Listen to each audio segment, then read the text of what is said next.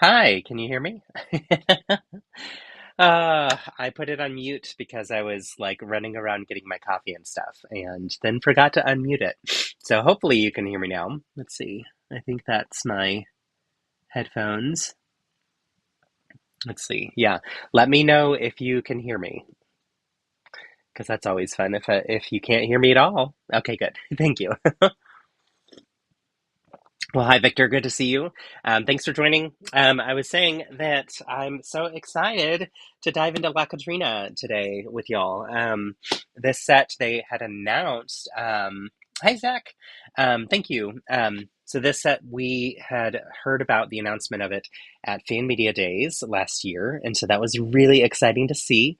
And I'm so excited that it's finally here. That felt like forever ago, and also feels like it was just yesterday. And really, it was last September, which is wild. We're coming up on almost a year since that incredible experience. So let's dive in. I wanted to ask, so obviously I have my Argentina kit on. Are any of you watching the games? And for those of you watching, who are you rooting for? I can't believe how quickly it's gone. This season and time frame with the World Cup has just flown by, and we've been watching nearly every game as best as we can. Obviously, there's going to be one on here in just a little bit, which is a bummer timeline wise, or timing wise with my live stream. But um, we'll see what we get through today, and we'll see kind of where we continue from there. Oh, I need to grab a tray. Let me go grab one of those. Be right back.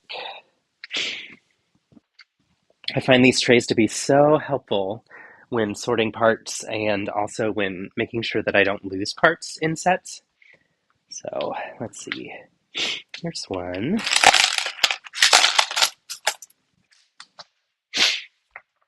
And you can probably hear me sniffling a little bit, unfortunately.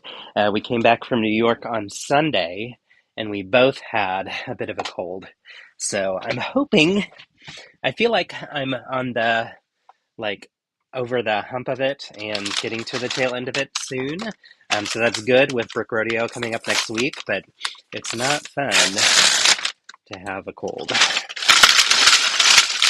So my apologies if you hear a lot of sniffing. So yeah, what teams? Actually, let's just talk about the game today. So we have Argentina versus London or versus England. Which team are you hoping wins or expecting to win potentially? I would say that I came into this without much of a dog in the fight in general. That's such a terrible phrase because dog fighting is not okay. Without much of a team to fully support. So I just thought, everything that I've been reading and learning about with Argentina has been a lot of fun. And so that felt like a good option to just jump onto that bandwagon. So thank you very much. Yes, I will be better by rodeo, I promise. And Philip will be too. So, all right, one instruction book. Y'all look at this beautiful image of her on the front. Let's see. Let me switch this to this one. Here we go. Really nice. And then on the back, we have those butterflies that she's holding, which are really pretty too. Getting a lot of butterflies in the last couple of years with Wicked and with some of the sets that we had for the Creator 3-in-1s had some butterflies in them as well. So yeah. I always love at the beginning of idea sets how they show you the meet the designer stuff. So this was created by Jose Miguel Medina. His Lego ideas name is YOP1172. He's a data scientist from Mexico City. Besides pursuing a PhD in computer science, that's awesome. He is passionate about his artistic hobbies, from creative coding and digital animation to Lego building. So here is. Trying to see. Oh, here was the original fan model. Yeah, okay. So this was the original fan model that he shared with Lego. And then they altered the colors a little bit, so now we have more of this like magenta color and just some other beautiful pieces. So This is my favorite pose for it. For the build, the one where it's holding the butterflies. Really, really beautiful. And I love that then it goes through talking about why La Catrina is important and where she comes from and whatnot, and then some information from the Lego design team. So that's always fun as well. So, gotta be honest, not really following the World Cup, but may the best team win. I like it. I like it a lot. Yeah, we've been following it just because Philip's work had him doing a lot of stuff related to it. So it's been a lot of fun. And yeah, we just decided to make it our whole personalities for the last little bit of time. So, have really enjoyed it though. It's been a lot of fun, and it's been really exciting to me to see how people are really having some great global cultural moments, connecting with people that maybe they wouldn't have connected with before. And that's been like a really encouraging, positive thing. So, what colors do you like better? Honestly, that's a good question. If I look at the original design, honestly, I think I prefer. Let me look at the box.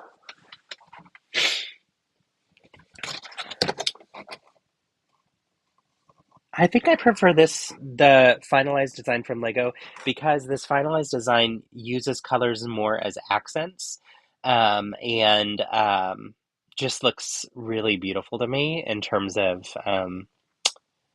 Sorry, I'm trying to find the camera. There we go.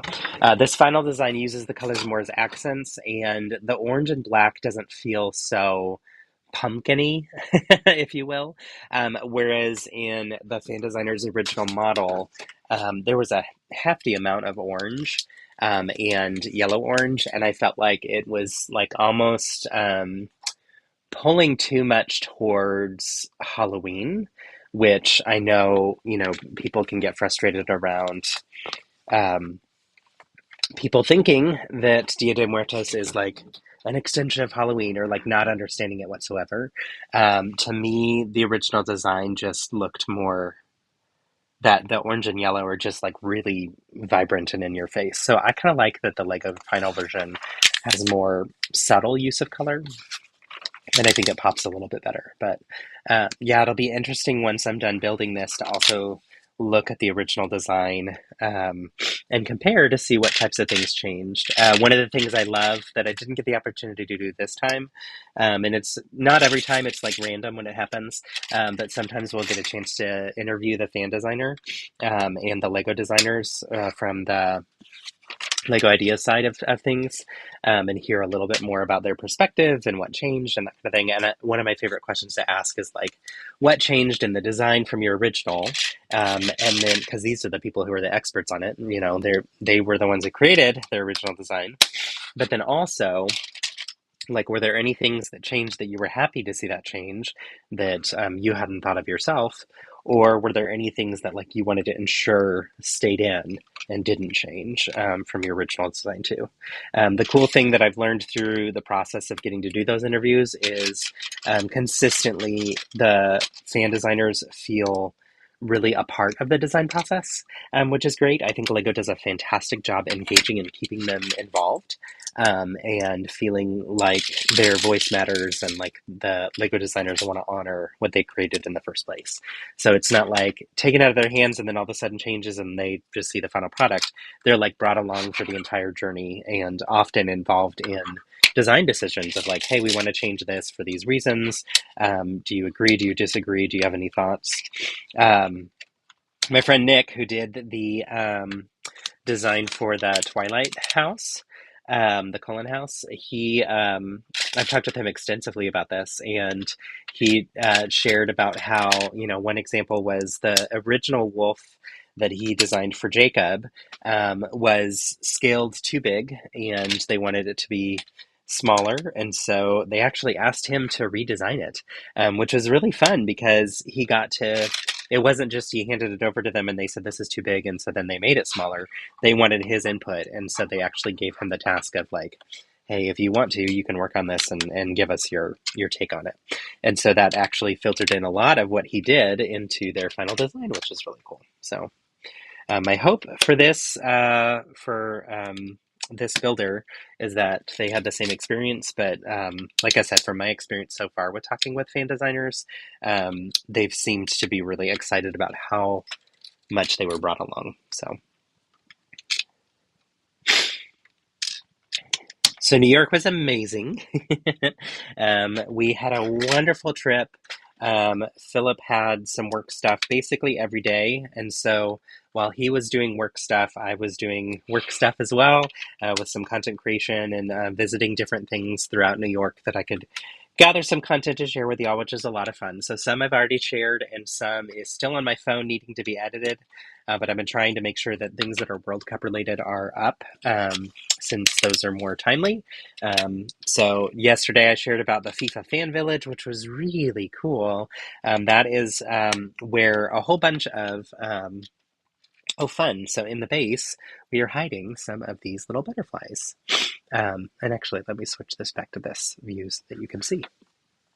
Um, Anyhow, the FIFA Fan Village is a bunch of companies that did engagements with the World Cup and with FIFA. And so obviously we know how Lego has been heavily involved in that. And they had a whole section for the Lego Editions, which is the theme that they're using for World Cup stuff. They had a collaborative mosaic that we were able to participate in, which was cool. I think it had over 900 spaces on the wall, and the wall was enormous. Like, oh, what would I say? Like 40 feet wide, 50 feet wide. It was huge and really, really tall. And they were 6x6 plates that we were participating in.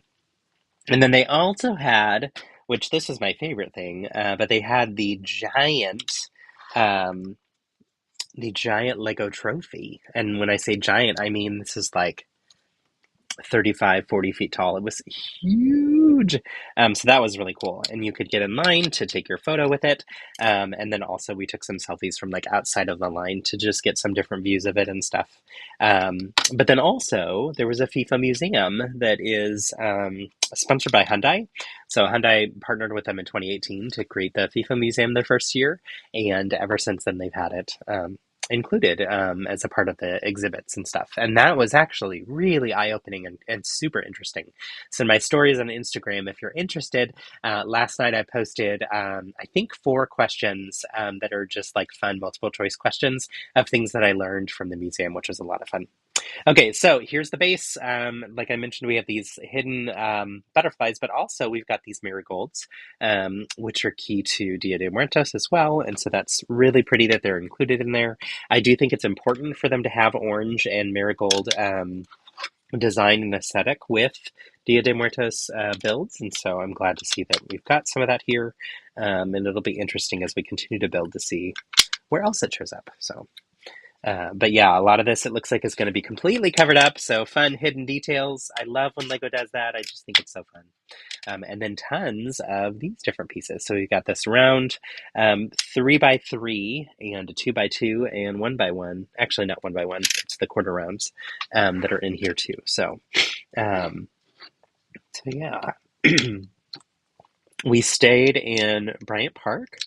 And our hotel, we were in 2 different hotels because we had to switch partway through, but they were both on the same road. Like one was just like 2 doors down from the other, and our like right out the front door was Bryant Park, which was really cool, and then also the New York Public Library. So I had planned to go there and work on some things that I was needing to prepare for Brick Rodeo and some other stuff.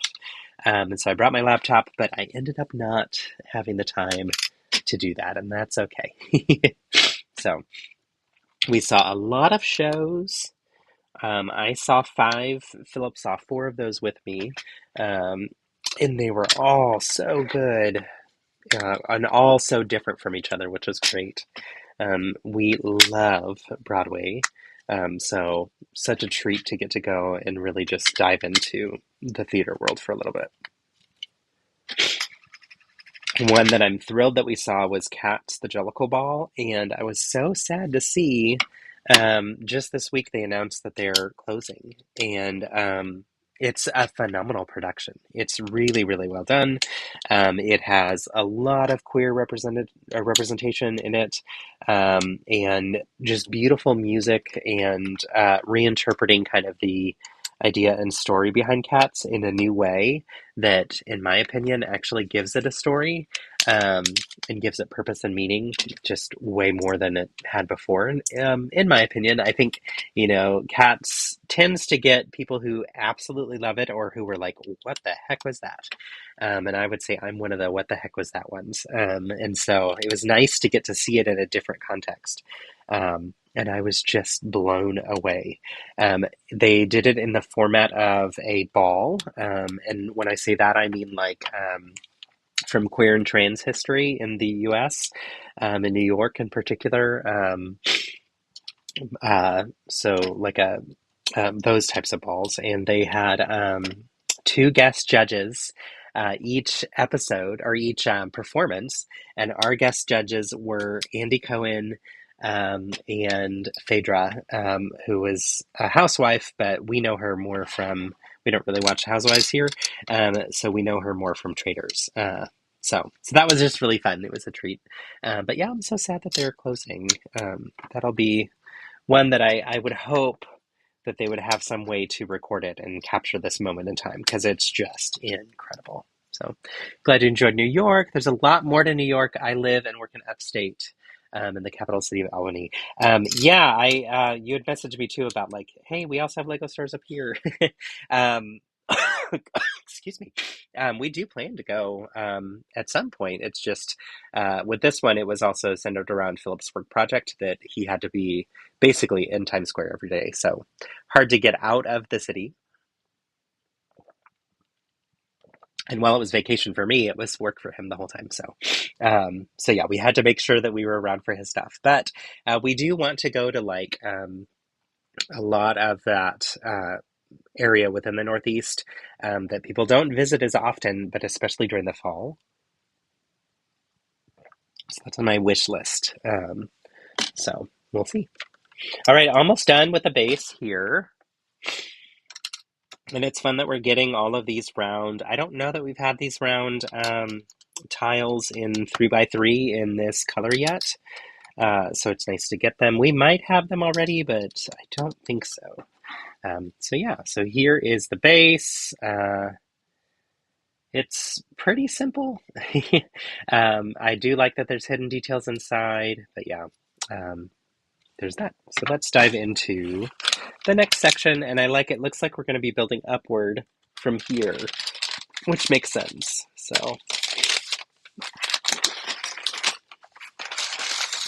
all right, I'm also seeing that there's probably 10 bags or more, or maybe 10 total, it looks like. So, while we were in New York, I was also planning to do our Lego Masters live stream last Monday with Anthony and with Corey as our two guests, and it didn't pan out, and that was okay. We decided to postpone and make it so that we would do it this week. So we just did that on Monday, and that was a lot of fun. It ended up being with just Anthony because Corey wasn't available anymore. But we had a really good time.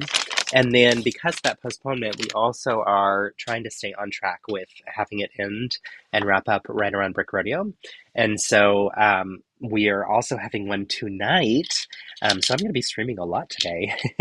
um, but tonight it'll be with our friends Sage and Ian, and it's for the episode that is the Is It Brick 90s edition, which was one of my favorites to watch of the episodes that we weren't in. It was just so fun. So I'm excited to get to chat with him. Philip and I rewatched the episode last night and had a good time just reminiscing on that whole experience. And so yeah, so if you happen to be around this evening and want to hang out with us, we'll be on again at 7:30. Um, so, and here shortly, I think I'll hear the TV come on because I think Philip will be putting on the soccer game in the background while he's working. So it'll be fun to be able to hopefully hear in the background what's going on, and I might have to like get up and run to see something. So, All right, this is also a relatively new to me piece. I've seen it once or twice before, but I can't remember where. But these interesting plates that have the circles cut through them. And it works well for this because we're using these axles to help ensure that there's stability for La Catrina. So that'll be nice to see how this all comes together.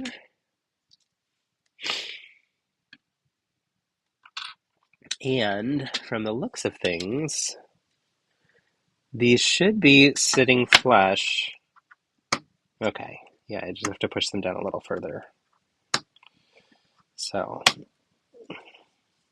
it's gonna, there we go. There we go. Okay, and now we'll put this one on. And interestingly, we're using new axles to attach this next piece. So I think we're gonna keep using axles to help connect and maintain that stability. So really smart design here. And yeah, that white piece with all those holes in it is perfect for this.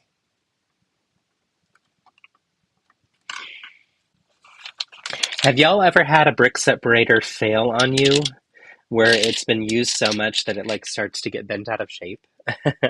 I just noticed with this one when I was pushing down on the like thin edge that the thin edge was bending in a way that I've never seen them bend before on these orange and teal ones. And so I have a bazillion of them, so I don't need every single one to work perfectly.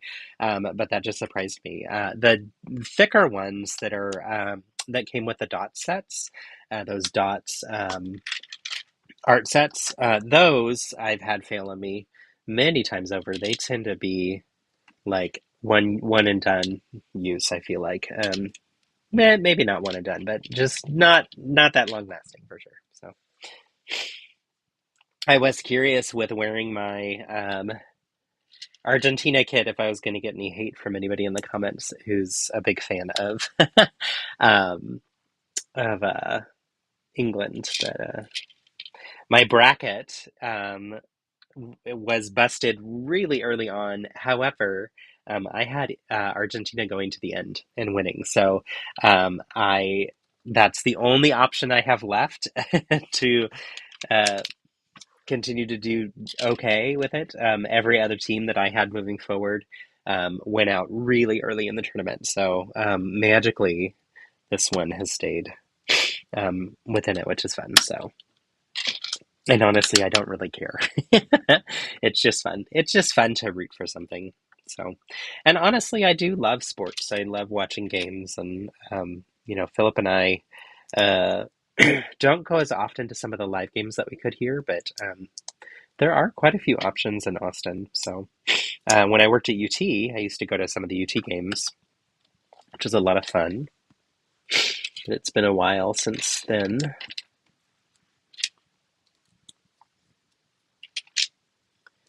All right. So now we're using some clips on here. You can see on either side. So it'll be interesting to see what clips on. For some reason, prior to the set showing up at our door, I had thought that La Catrina was going to have was going to be more like a marionette style, and I don't know why that was in my head because it doesn't look like that was the original design from the fan designer either. But that was in my head for some reason. So I'm wondering if I'd seen a similar type of build or something at a convention or whatnot. I've seen some marionettes before. Jake Sadovich has a really cool one. It's of like a jester type character. So I know I've seen his, but definitely not La Catrina. So, but she is going to be very stable on this base, not marionette style. So also I would think that an actual marionette built out of Lego would be really challenging to keep together. And so given that I think it would have some structural challenges, I wonder if Lego would ever actually move forward with a set that's like that. So I don't know. Could be a really fun challenge though, right? So what have y'all been up to? What has been going on in your worlds the last couple of weeks?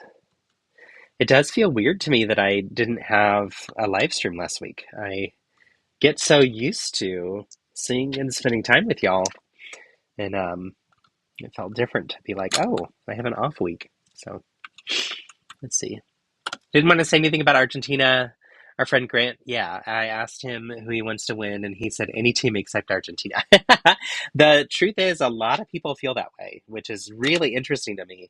There's lots of opinions about whether or not it's been a fair um, game and whether or not they deserve to be where they are and all this kind of stuff.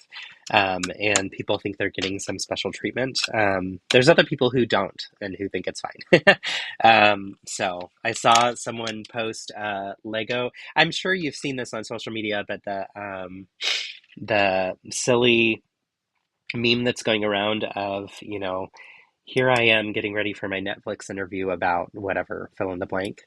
And it's a person like putting on a microphone and sitting down and getting ready for their interview with a sound that you often hear in documentary previews. And it's from a specific one, I'm sure.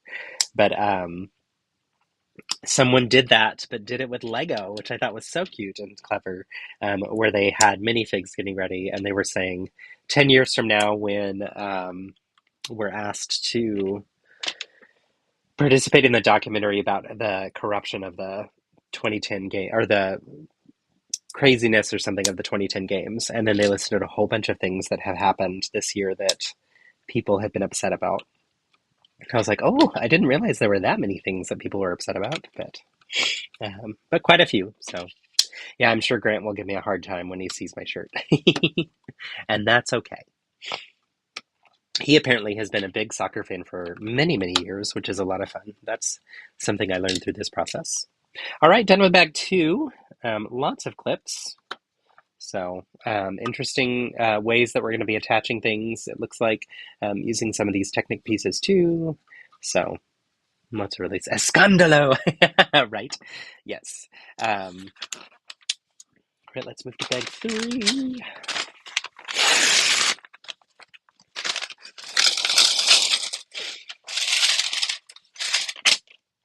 So Dia de Muertos as a visual element, or the visual elements from Dia de Muertos, started to pop up in pop culture. I feel like outside of the original cultural references and such, when I was working at PaperSource, and so we had a ton of merchandise and art prints and wrapping papers and all kinds of stuff that was Dia de Muertos focused.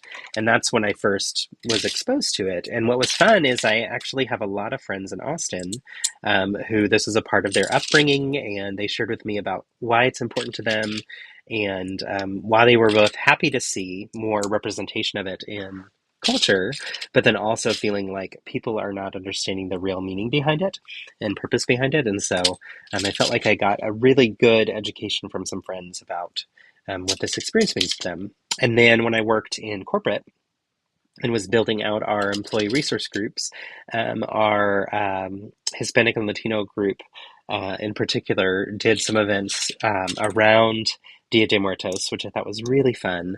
And it was great to learn from them about their experiences too, and just to hear, because a lot of them were from outside of the country and had moved to the United States to work at our company. And so their experiences were also interesting to hear about what they did in their home countries of origin, what they still do here in the United States, and why this is important and valuable to them too. So I loved the concepts and picked up the concept of having an ofrenda to recognize and remember those who passed in family. And for a couple of years had an ofrenda for my grandparents that we had on display. And that was actually when Lego came out with their brickhead sets that I was starting to do that. But it was really fun to learn more about other cultures and do my best to participate in a culturally relevant and sensitive way. So yeah, so I was thrilled to see this set though in Texas, we also have a very large Hispanic culture and Mexican culture too. And so that also lends itself to seeing more opportunity or more experiences with people participating in and celebrating or honoring Dia de Muertos. I would assume honoring is probably a better way to say that, but I don't know for sure. So curious if any of y'all, I had asked that as a question of kind of what your experience is with it. Let me see if I can see that. I'm in OBS, so it's a different view. Maybe if I scroll up to the top. Oh, here we go. So 50% said yes, I'm somewhat familiar with it. 50% said not yet, but interested in learning. And that's 50% of 2 votes. So a huge, huge response from everybody in the interwebs. But yeah, it's something that I just have really enjoyed getting to continue to learn more about. Okay, so we are going to build 4 of these. So I built 1, and then you can see this blue pin. That Technic pin is going to pop in here, and that's going to give us the rounded nature of the bottom of her dress because it's allowing us to do the dress in 8ths instead of 4ths. So if I can get it to actually go on, we'll have to see if I can do that. There we go. Okay. So yeah, and you can see it angles. Well, no, you can't see. There we go. It angles a little bit towards the build. If you look from the side, you can see how it's kind of angled out a little bit too. So in the learning camp, I have a passing understanding of the holiday, but need to learn more. You're in the learning camp. Awesome. Yeah, so from what I've learned, and this is also where I would say, I'm no expert at this, but from what I've learned, Dia de Muertos is really about honoring those who passed and communing with those who passed. And so having an ofrenda is a way to kind of keep their memories alive. An ofrenda is like an altar, if you will, where people would put, maybe photos of their loved ones that have passed and some of their favorite items or things that remind them of them, or possibly their favorite favorite foods or other things might be included in the ofrenda as well. And then there's, lots of different types of traditional foods and drinks that are consumed during that time, but that also varies from place to place. And so in our employee research group, a lot of the employees are from Mexico, and they had a specific, what's the word? I was going to say spicy hot chocolate, and it's not spicy, but it has some spice in it, some heat to it, which is fun. That was a big part of their traditions for the employees that were involved and that put together our event, which was fun. But La Catrina, I actually, let's go back and read what Lego wrote about it. A cultural icon. Over the past century, La Catrina has sashayed her way across the world, first as a cheeky social satire figure, and today as one of Mexico's most charming cultural ambassadors. Even in her earliest forms, she was always represented a blend of worlds, playfully reflecting Mexico's vibrant culture in all forms. Over time, her wide grin and extravagant hat have blossomed into the humorous spirit of Dia de los Muertos, the annual festival where families celebrate memories of their lost loved ones. She is often depicted with monarch butterflies, representing the souls of the departed returning to Earth for the Day of the Dead. So Dia de Muertos is Day of the Dead. And it's also technically Dia de los Muertos, but a lot of people shorten it to Dia de Muertos. The celebration coincides with the monarch butterflies' migration to Mexico, further solidifying their symbolism as the spirits visiting the living. The traditional sugar skulls, also portrayed on her flowing skirt, are reminders of that death is not a bitter end, but rather a sweet continuation of the natural cycle of life. Even beyond her homeland, La Catrina has evolved into a transcultural icon who frequently makes appearances in pop culture, sculptures, parades, art, fashion, and films. No matter who or where you are, La Catrina invites us all to embrace the wonderful quirks of life and death with a smile. I really love um, the thought and intention that Lego does with putting this type of stuff together. So here's the sugar skull that you'll see on her dress later. It's a printed part, which is nice. These are really beautiful. And my hope is that these end up on the Pick-a-Brick wall. That'd be really cool. Or in Pick-a-Brick online. So I have to run, friend. Just wanted to pop in and say quickly hello. Thank you.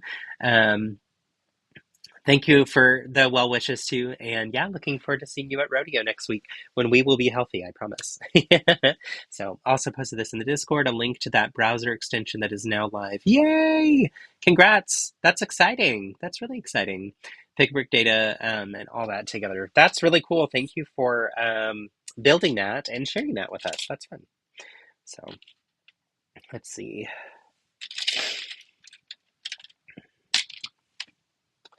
All right.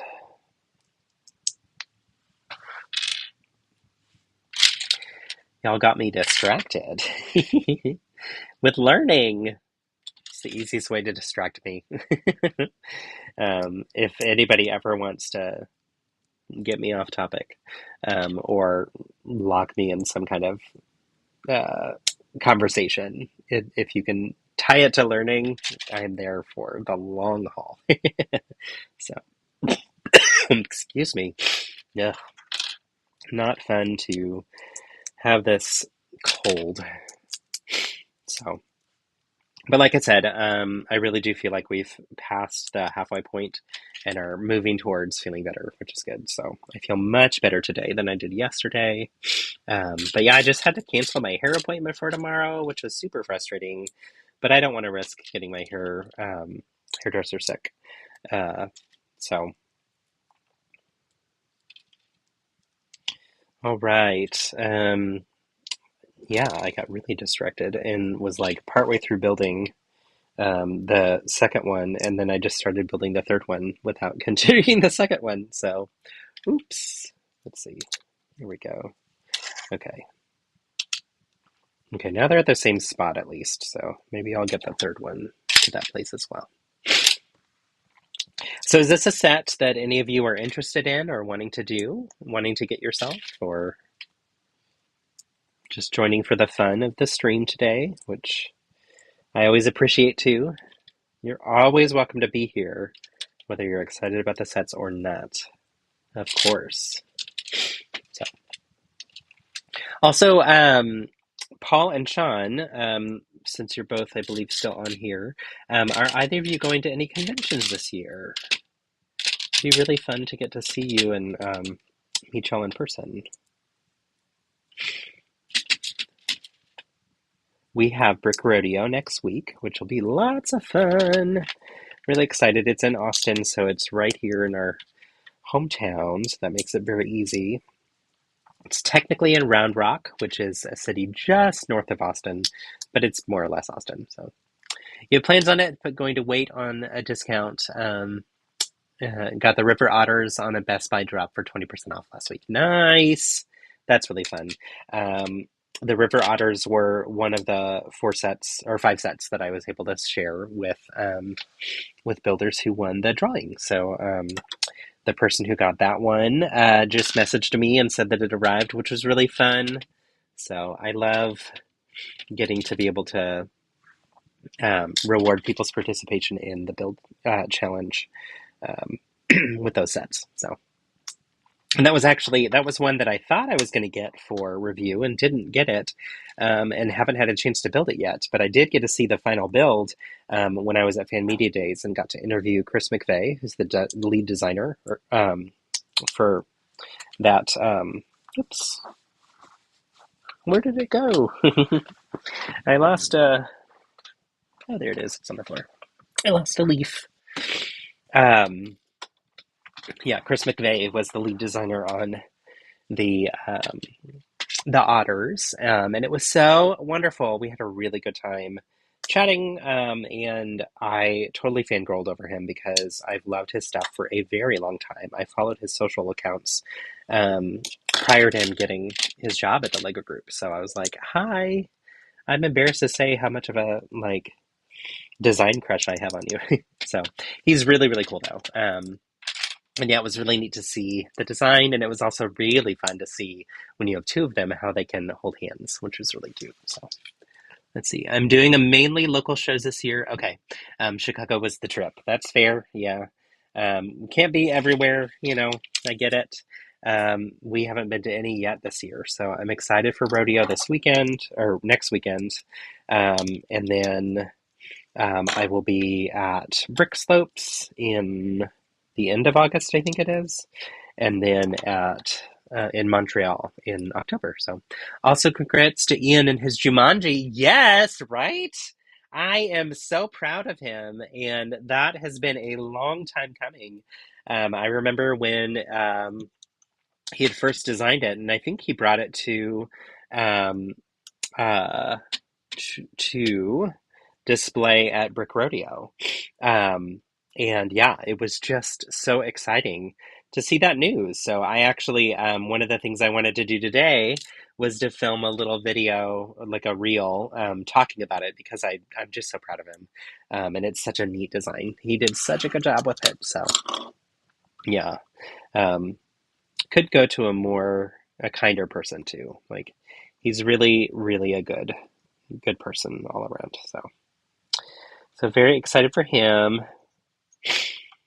Yeah, there were a lot of Lego Ideas reviews or announcements yesterday.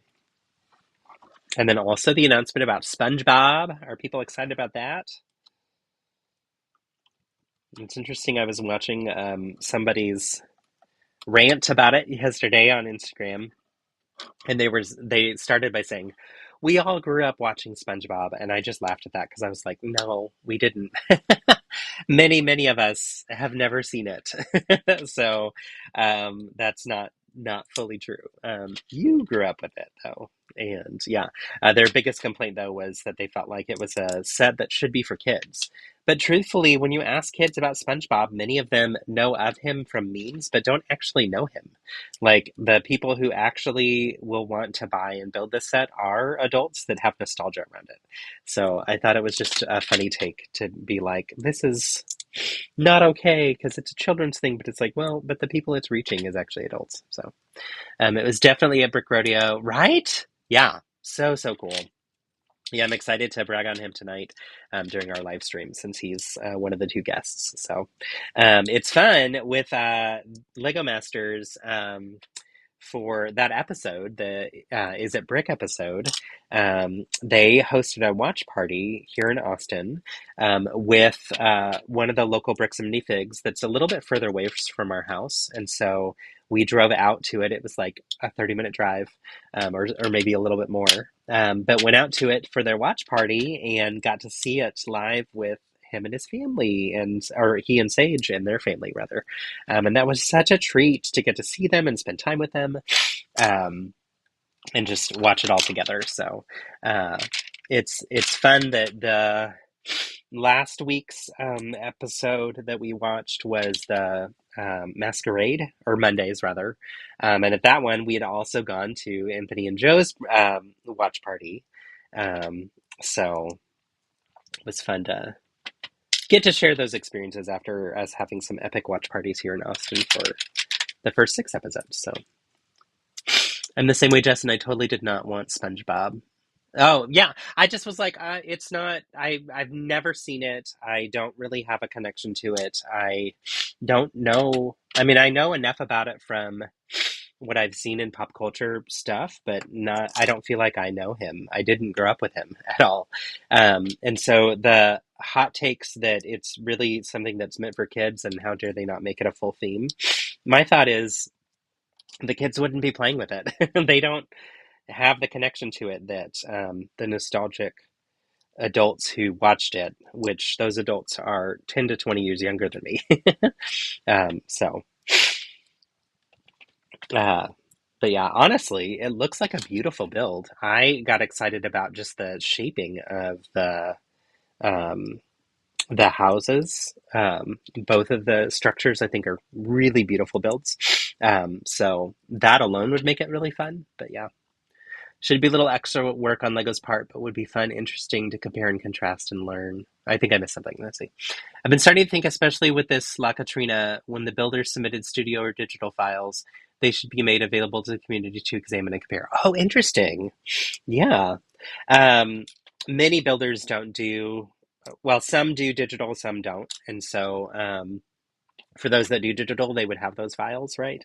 But for those who do physical builds, that wouldn't exist necessarily. So, but it would be interesting to see and to be able to compare. That's something that, like I said, I love in the interviews being able to ask those questions.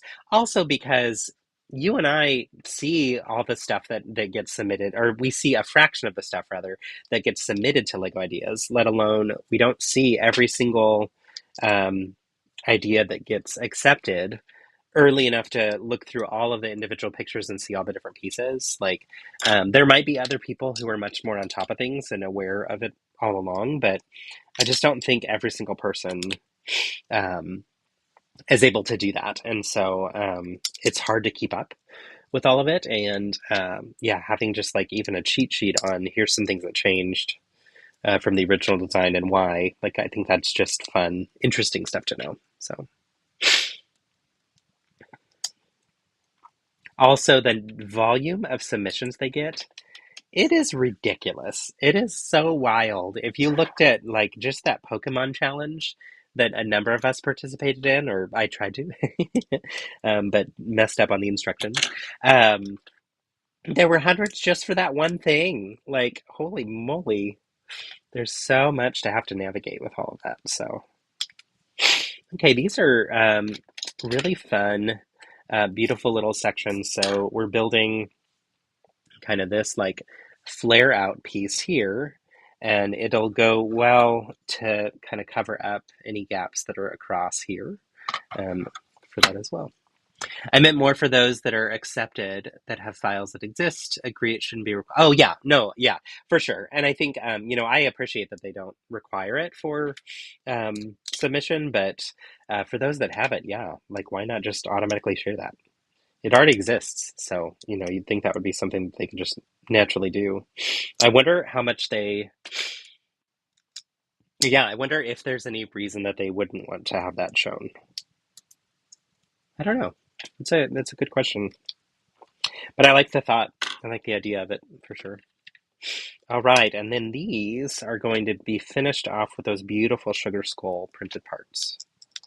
So we'll put one here, and I'll show you. So that is one of the 4 pieces for this bottom of the skirt, or dress rather. And all these sugar skulls, it looks like, just looking, but it looks like the printing's exactly the same, which doesn't surprise me. I think it'd be, they'd have to do 4 times the work if they had 4 different prints, of course. So, and it would be more costly to have to print 4 different designs, but yeah. So now that we have these are going to clip in using these different bars on the clips that are here. So put one on to show you. There we go. So yeah, I like the way that it kind of covers the gaps there and covers the seams. And then we'll work our way around and continue putting them on. This is nice. This is really pretty. Also, she's going to be pretty tall. I should look at the box and see. Once I'm done with this step, I'll look at the box and give you a sense of the scale. There were so many announcements about and reveals about some really cool Lego sets coming out in the last week. And since we were on vacation and away, I wasn't really as into it and on top of things. And so, yeah, I was a little bit bummed that I missed getting to share some of them with you. One that I would have shared. But I feel like once it's past an hour after the announcement, it's not worth sharing at that point. And like we've talked about before, people don't really follow me for announcements and reveals per se. I know that you all follow lots of other people that you get that information from, but La Catrina would have been one that I wanted to share. And also the new Mayor Manor, the new series of Halloween builds that someone within the land said, like, this is like the Halloween version of the Winter Village. And I love that concept so much, and I'm really excited that they're kind of starting that. Okay, let's see. Height. So she's a tall girl. She is 11 inches wide. If you include like the arms when they're outstretched a little bit, and there's a little butterfly that flies off the base. So that's most of the width there. And then, or the added width. So, it makes it go out a little bit further than this. And then she is 17 inches tall. So that's 43 centimeters tall for those of you outside the US, 28 centimeters wide. Yeah, she's going to be hard to find a spot to display her because a lot of our shelves are kind of like the ones behind me where they have, it's not just open above. It's, it has a height limitation there. So she'll probably be on display right by the TV though. That's where we tend to put some like holiday themed or seasonal type builds as well.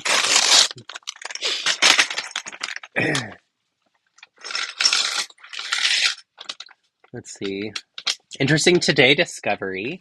The price is listed in the sell history on Bricklink as worldwide sales. Are worldwide sales, not just North America, while the listings on the left are usually your local area.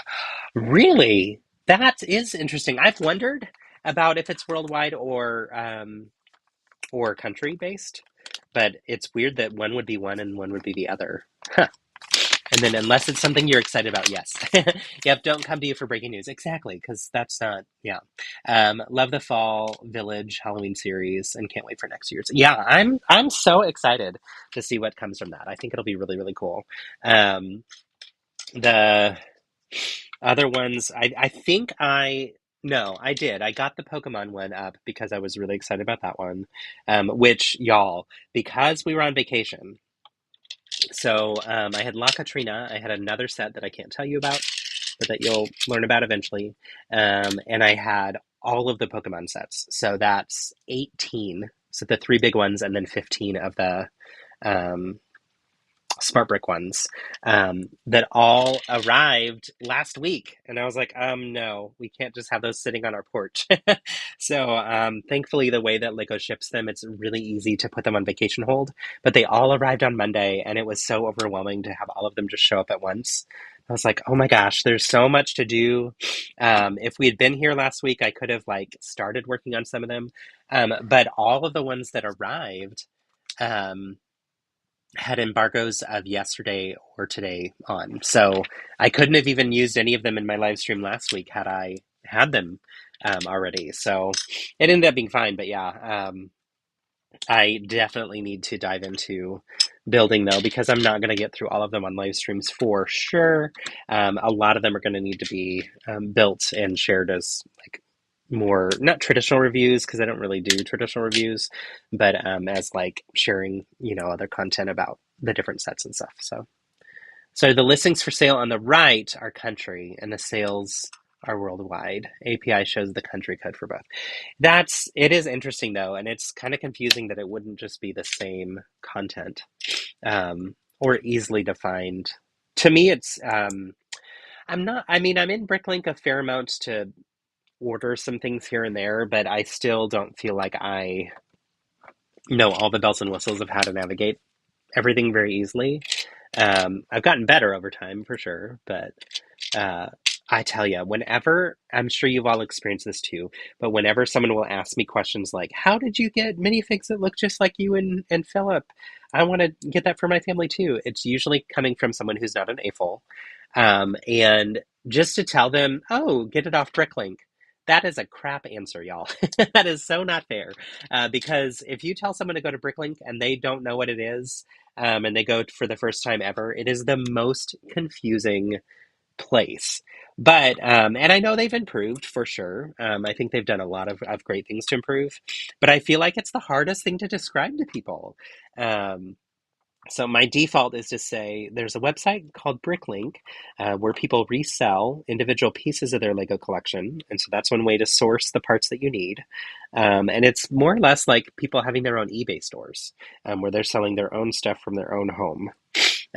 That's been the easiest, simplest way to kind of share it with people. But yeah, when you go for the first time, it's confusing.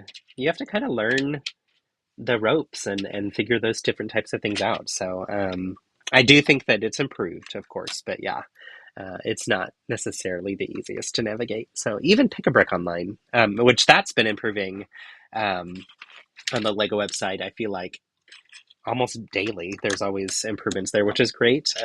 They've done some testing of some different things where they included people within the LAN to ask our opinions on like how certain things are sorted and what would be helpful to include. And they've taken feedback from AFOLs, which I think is fantastic. And I've seen those actually improve in real time, so that's been really cool. So let's see. Even just Pick a Brick hunting for pieces, right?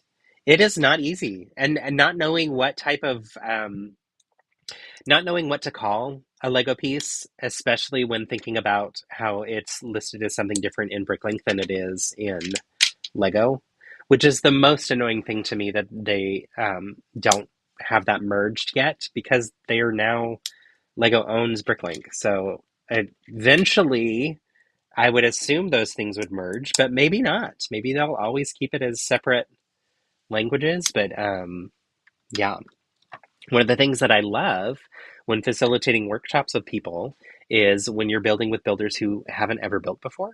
And just hearing the ways that they talk about the different bricks and pieces that they're using just gives you a sense of like how complicated it would be to send someone to Bricklink on their own and have them try to find something or to pick a brick to either, right? So, right, she's getting taller. She's about half of her height at this point, I think. We're just about finished with bag 4, I think. So not quite halfway there. I hear Philip in the other room, and it sounds like the game might be starting soon, which is exciting. Also, a part that I'm loving is this one. The first time that I saw it, I think, maybe not in this color, I can't remember, but the first time I saw this half round brick was in the Wicked sets, in the second wave. And yeah, there's just a lot of really cool uses for it. All right, that was bag 4. So we're getting more clips to just like attach more of her dress on. And we also did the same approach where we have those 4 different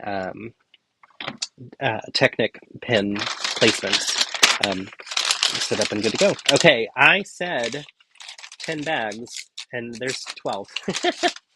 So we're not quite to halfway. Excuse me. Oh, let's see. The merging is just oof, right? Yeah. And that is someone that currently has a database with the Lego, Bricklink, and Rebrickable colors cross-referenced. Yeah, it is nuts, and would be a huge undertaking. So I 100% understand why it wasn't like a instant thing, but I kind of assumed that eventually they have to get to that. But that may not be true. It may be that they just continue having the 2 different kind of languages that people use for it. All right, this makes me very excited. In this bag, we're getting tons of this blue. This is my favorite of the blues. It's so peaceful to me. And I wanted to find more parts in it. I feel like it actually doesn't come in a lot of shapes. Lots of pieces don't come in that color. So, and I also think it's often used as an accent color. But yeah, definitely one of my favorites. Okay, so we are going to do a very similar process to what we've been doing, and we're going to make 4 of this next section. More of those Dia de Muertos. Oh, y'all, okay. Look at this. So now we're getting another new print. Come on, there we go. So just to show you, here's that one, and here's the other one beside it. So altering up the colors, which makes me so happy. That's exciting. That's cool. Okay, so we're going to get a few more. I think at least 4 more from what I'm seeing in this bag. And then as we go, there might be even more as we continue up the build. So, one of my favorite tools that I use quite frequently when building mocks is the reference tool from We Love What You Build. It's the periodic table of the Lego colors. And I swear I'm not saying this as like promotion to get you to buy it. But I do technically have an affiliate link with them. Um, and I think it's like using it, you save 10% or something, and then I get a kickback for it as well. But it was the easiest thing to say yes to in terms of like joining them as an affiliate, because it really is a fantastic reference tool. And it shows every single color, and they have an actual Lego brick attached to all of the different sections on the build. It's also a beautiful kind of almost art piece, if you will, too. But I reference it all the time to figure out what is the Bricklink ID for this or color for this, versus what is the pick a brick one. And what I've learned is that I am much more fluent in Bricklink than I am in Lego pick a brick.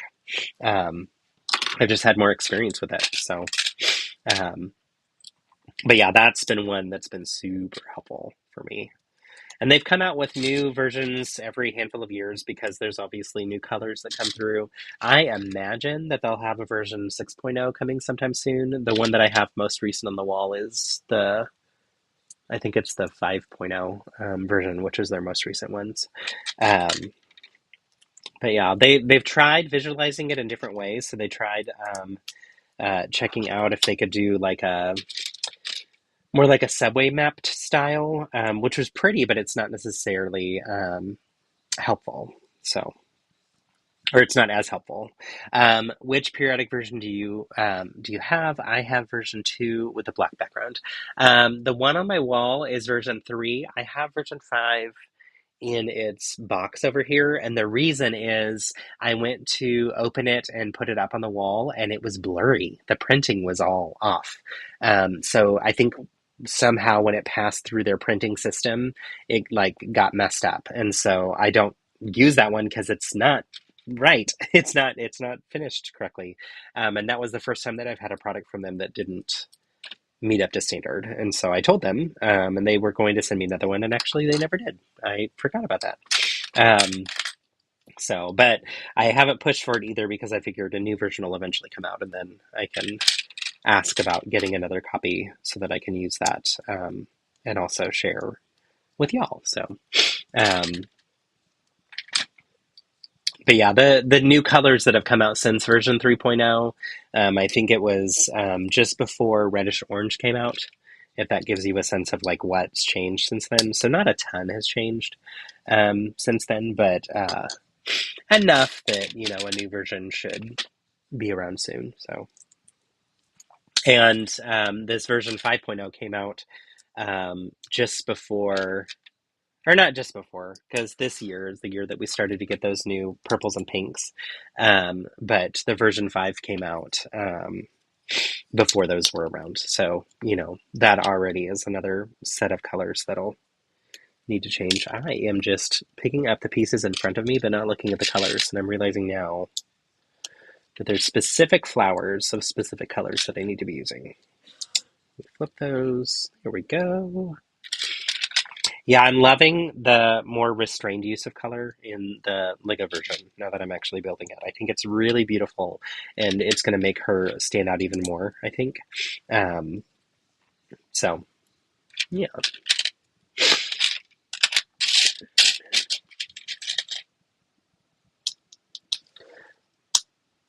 I'll take it back. It's a version 3. Yeah, mine is 3, and it has a black background too. I made my own cards for the 4 new colors since then, reddish, orange, etc., that you can print on cardstock. Nice, that's cool.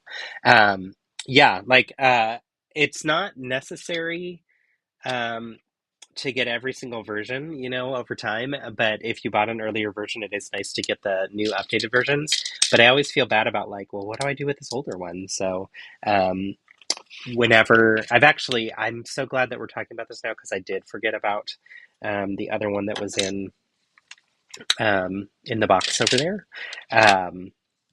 And I thought about bringing that to Brick Rodeo and doing that as a part of the auction if someone wanted to bid on it. So, but actually, if the printing is kind of messed up, maybe I should just gift it to somebody who could use it and isn't frustrated about the printing. To me, it just was like, I don't want that on the wall. That's going to bother me every time I look at it. So, but others don't have the same quirks that I do. All right, getting closer. So a little bit of a repetitive build process, but not too bad. It is. It feels a little bit more repetitive because we use the same type of process for this base part of the dress, and now for this next section, we're using that same approach. But the build is a little bit different, and that's probably just so that it sits closer to the body on this next section, whereas on the bottom section, it went out a little bit more. So. All right, almost finished here though. Let's see, need these clips. Where's the last one? There it is.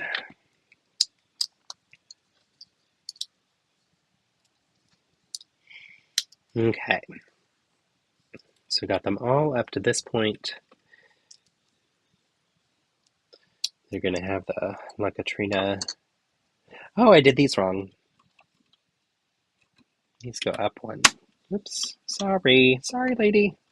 I'm working on it. I'll fix it. I promise. Let me raise these up. Here we go.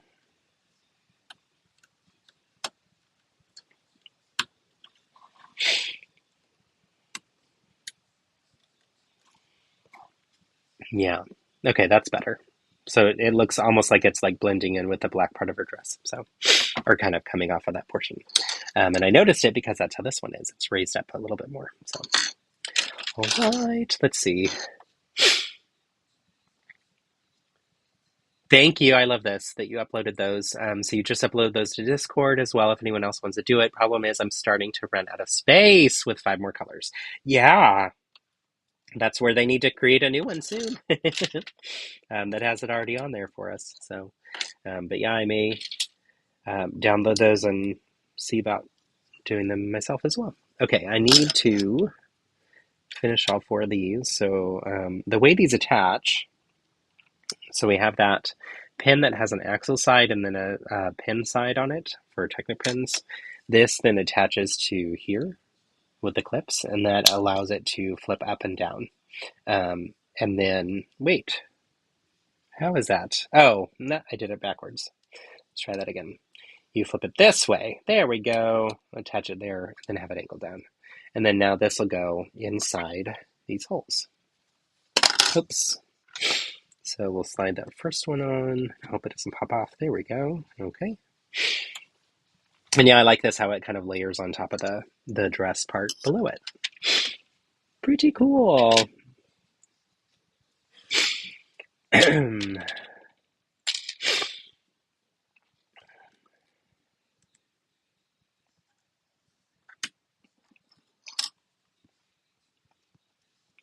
I was seeing something about fall weather in Canada. Oh, that's what it is. I was reading a book that's set in Canada, and they were talking about the freezing temperatures, and it was in the winter, actually, not the fall. And I was like, oh, it's going to be cold when I go there in October. I hope so. I really miss cold weather. I really, really wish that Austin had 4 full seasons. 4 normal seasons, rather. We get like hot and hotter. And then random freeze that just happens for a couple weeks, and everybody goes, oh my gosh, I don't know what to do. I've never experienced this in my life. Having grown up in Colorado with 4 full seasons, it's something that like I feel like my body really misses. Also, don't you love my mug? I have to show you up close because this is very important. Yay! It's Times Square. There's all these different cabs all the way around it, and in the inside it's yellow.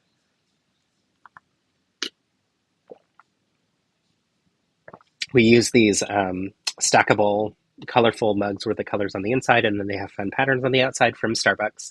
And we always get them when we're on vacation. And we have the old school version of their You Are Here mugs from New York, from when we went and got engaged. Actually, I think it was from our original trip there ever, which was 2011? 2012? I think it was 2012. And then Philip and I went again for a work trip that he had, and that's when he proposed. And so then when we went for, it might have been for the Wicked For Good premiere, they had the new version, and so I bought one of the new versions, and then for this trip, because all of Philip's work stuff was in Times Square, like, I think we need this one too. So, need being a very not true statement. um, but yes, this is how we live life, y'all. We enjoy things. I was just chatting with someone online who was saying that they attach meaning to every Lego set they build. And I was like, oh, that's so fun. And also, like, makes it really hard to ever downgrade or downsize. I have the same problem. I don't know if I'd call it a problem per se, but the same habit of attaching meaning to everything. And with getting things from the Lego Ambassador Network in particular, I found that I even attach meaning to each one where it's like, oh, that was the first review set I ever got. Or I remember doing this when we did Christmas in July, or, you know, just different. There's a story behind every single build in our house. And then it makes it next to impossible to ever downgrade and like move past filling up the house even more. But our house is too full, y'all.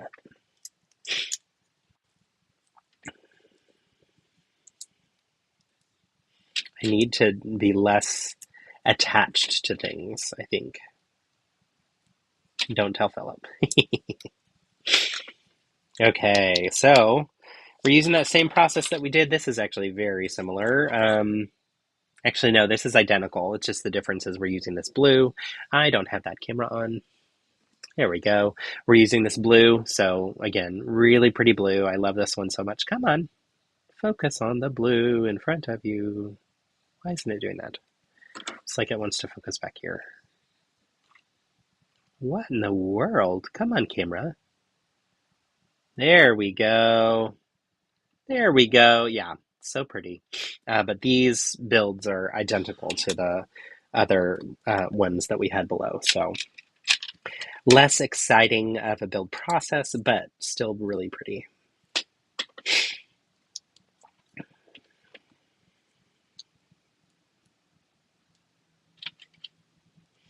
And I guess the big difference is on these, they don't have the Dia de Muertos because that allows it to alternate, where it's like up high and down low. So,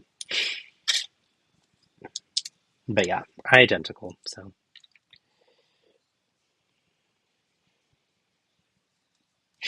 oh,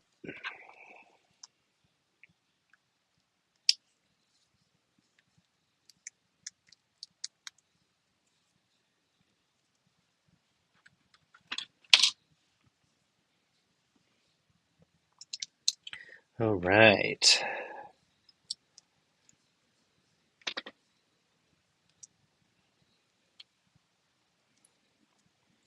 Okay, so this will be one finished section, and then it's going to clip on using the clips that are right in here.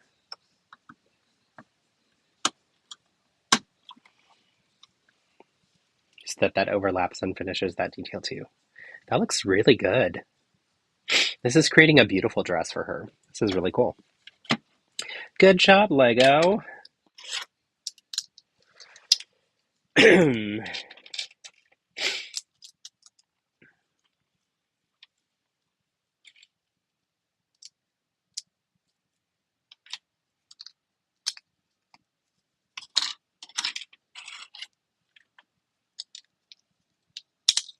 Oops.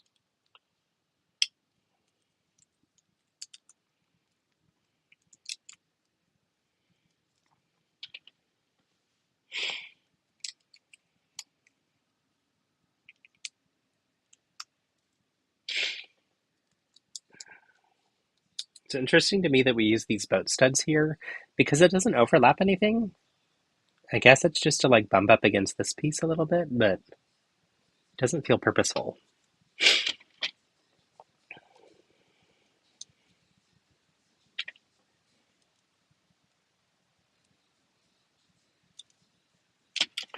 Right.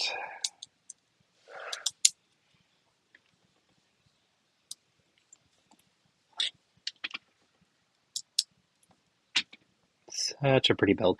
Oh, another build that I've had sitting in our living room, mostly because we're on vacation, but waiting to be built as well, is the Kiss that finally was announced today.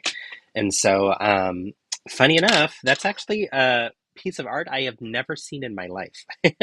I when Lego sent me the email about it, they just say, that we're offering you this set. It's an art set, and here's the information about it. But it doesn't tell you exactly what the set is. So I didn't know. I just knew that it was in the art line. And I was so excited. And then when it came, I was like, I have no clue what this is. So I've had to look it up more and see more about it. And it's interesting to me that it seems like so many people are very familiar with it. So I did not know. Is it for alignment because against where it connects? It could be. Let me take a look at this next one when I put it on and see. That's absolutely what it is. Yeah, good call. Well, wait, I'm looking at the wrong thing. Sorry, just a second. But yeah, that's exactly what it is. So you can see here, well, let's see. I think you can see here, since it's all black, it's hard to tell. But they used those longer, gosh, it's really hard to tell. Right here, there's basically a plate sticking out, and the boat stud rests against that. So, so yeah, that is what that's for. Which makes more sense. I was like just a little confused because if you shift it down one stud, it would overlap the plates. And so initially, that was my assumption, was it was for stability, but in this case, it's not. All right, and then last one. Okay, y'all. This is really pretty. Nice. All right. Let's move on to bag 6.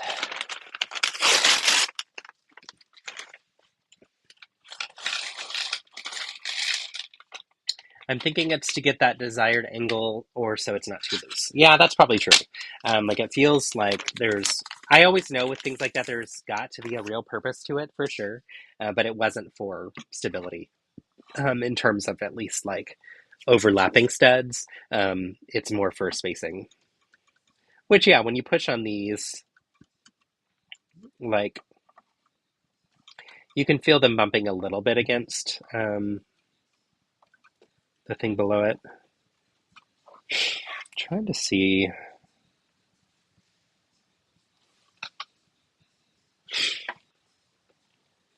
Okay, yeah. Oh, no, that's interesting. Huh. Y'all, I think I have a broken part. Take a look at this. This is weird. I did not notice this when I was putting it on. See if I can show you this. If you look right where my finger is pointing, it's probably going to be really hard to show you. But you see that? Like, it almost looks like a stain right in front of my fingernail. It's like a dent in that piece. That is really bizarre. Yeah, so it's hidden right now, but now when I pull that out, you can kind of see it. It looks almost like a shine. Gosh, it's really hard to show you. But like it's hidden and then now it's out. That's actually a dent with a cut in the brick. I have never seen that in a set before. Whoa. Okay, I'm gonna have to let Lego know. You can see it. It looks like a molding error. Yeah, for sure. It is, it's this part. Well, I don't think I can take one off, but it's this long part that has like the curves to it. Um, it's one of those. I just was glancing at it and was like, wait, that looks like there's something messed up on it. And it's like a actual dent. Whoa. Well, that's part of why they have us read these things too, is because they want us to know or to share with them, like, hey, this is an issue that came with mine. It does look like a molding error, so that's good news in the sense that it's unlikely that other people will run into that same issue. Whereas, like, if you get a build that has a part that doesn't belong in it, which I've had that happen before, where there's like a random part that I can't figure out where it goes, and then you find out later that, oh, they put this one in instead of that one. I've had it happen actually a few times where they put like probably four times in the last 2 years where one of the sets that I got had one part instead of another, never missing a piece. There's always like a random extra one that's in there, which I think is why they didn't pick up on it because the weight of that extra piece that was in there throws it off. But yeah, um, but not like a messed up piece like this before. That's interesting. Fascinating stuff. And a bummer. Um, Luckily, Lego customer service is fantastic. I've always had great experiences with them. Um, but yeah, I'll have to reach out to them and say, hey, just so you know, this is messed up. Please fix. Um, they want us to share. So also, if you ever find a molding error or a missing piece or something like that in a set, please let me know because I do have a direct link to Lego and can tell them. And it's important for them to know so that they can check if it's a widespread problem. And if so, then they can address it before too many more sets get produced of that set. Um, we've seen that happen with misprint stickers and things. But yeah, not with parts like this. That's weird. Um, I see online occasionally where someone will complain about something like this isn't working or I can't figure out where this part goes or whatever. And sometimes it's user error, but sometimes it's not. So I always try to get whatever information I can from the person to share back with Lego because they care deeply about quality control and they don't want to see that happen in people's sets. Especially if you're like a brand new builder and you've never experienced a set before, if you get the wrong piece in your set, that can be so frustrating because it's like, I don't have any other pieces in my house. So I don't have anything I could like pull from to fix this on my own. So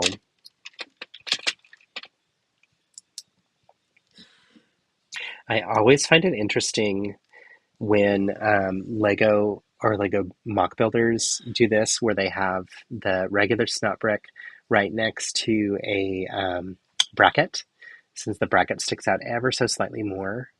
I'm always curious as to why they chose to do it that way, and every time there's a perfectly reasonable explanation to it, but it fascinates me because since it's not flush initially, sometimes it feels like, oh, why did they like that seems like it might be a mistake, but it's not. It's definitely not a mistake.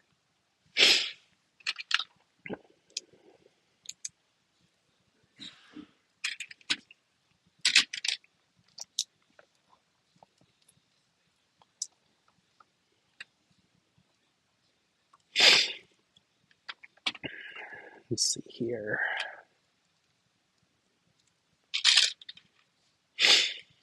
Excuse me.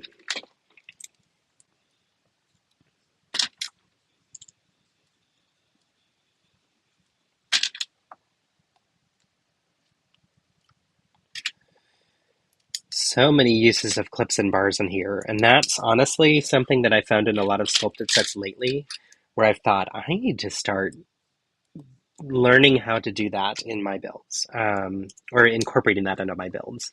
My character builds rarely ever use clips and bars for interesting attachment and shaping, but it really helps expand the opportunity of what you have in front of you.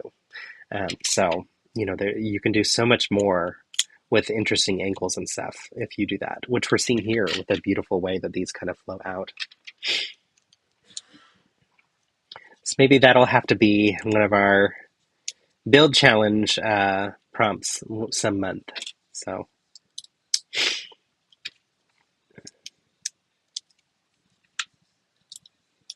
I'm really excited about Brick Rodeo. I'm always excited anyway because I get to see so many friends that we haven't seen in forever, but also because it gives me an opportunity to talk about our build community.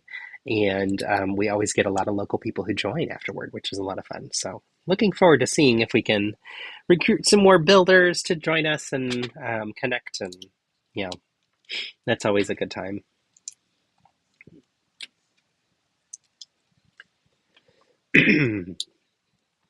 Okay.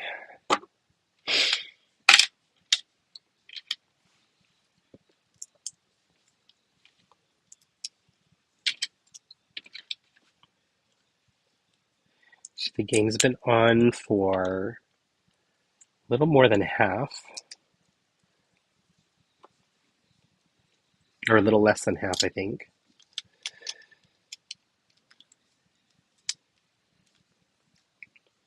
Do I have this math right? I think so. Let's see.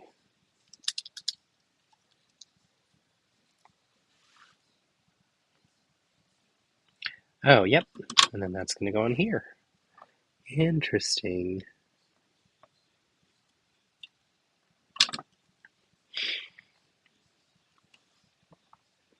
So they use red on one side and green on the other to help you like make sure that you're building correctly. But it's not as clear with this section.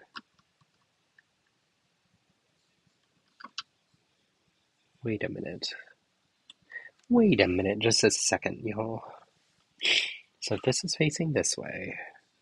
It's saying this should face this way, which does not make sense. So let me go back a step or two.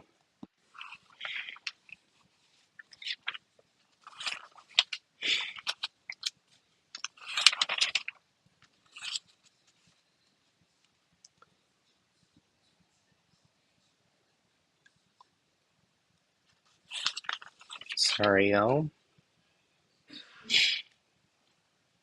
Aha! Okay. I did something wrong. All right. It's an easy fix, though. Okay, so flip these this way. Much better. Okay, cool. I was going to say, I don't think this is going to connect right if I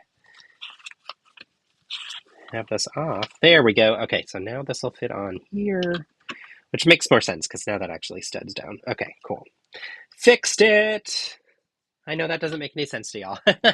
But essentially, where these clips were, you can't even see them, where these clips were facing this way, and they needed to be facing this way and this way.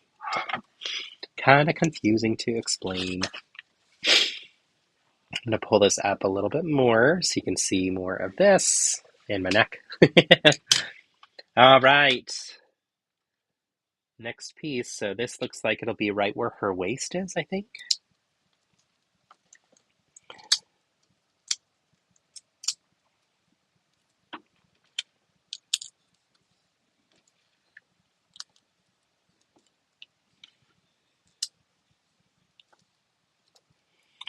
Right, and then we continue with the tiling over this whole portion for her waist. And this is going to stud down on top, like so. All right. So it's almost like a target. But that'll be the next portion. And then we're going to continue with another section of dress. And this, oh my gosh, this is so cool. Okay, y'all, I'm going to go get some more coffee. Because of course I need coffee when I'm stuffy. But I'll be right back, and then we'll continue the build for a little bit more. Be right back.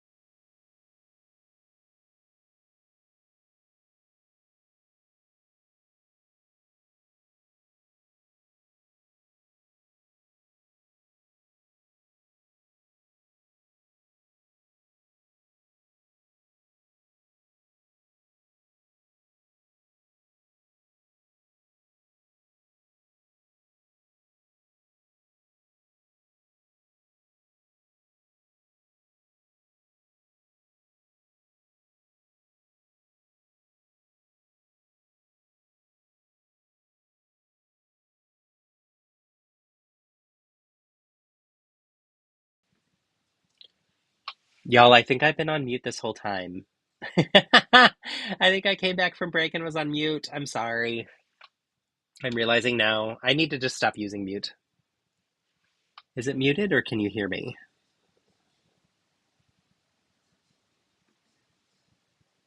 Let's see. All right. I think now you can hear me, and I think I've been on mute this whole time, and I'm embarrassed. It was a longer coffee break than I was intending because you didn't know that I was back. I've been back for a little bit. We've been building this next section. I was showing off how cool it is that we're getting these um, parts in reddish orange. So we're getting the really fun croissant piece, and we're also getting the heart pieces. So this one and reddish orange as well. So excited to see those here. Sorry that I've been totally off sound here for a little bit. That was not the plan, but thanks for sticking with me anyway. Um,